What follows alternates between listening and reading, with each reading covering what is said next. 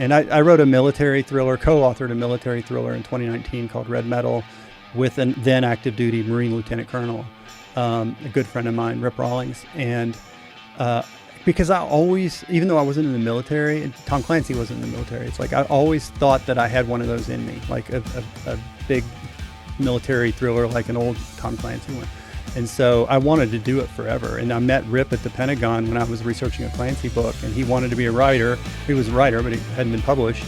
And he and I became friends. And for like 4 years, we would just bounce ideas off each other. And one day I just said, hey, Rip, I think I could go to my editor or my agent and I can get us a book deal if you want to do this together. So we did. And he and I went to Poland and to Germany and we went to France and we went to Nellis Air Force Base, and we did research. And this book came out in 2019. It was like Russia at war with NATO.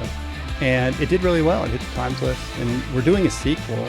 But the idea was I wanted to do something that was a little bit out of the spy novel thing. This is big troop movements and aircraft and all this stuff.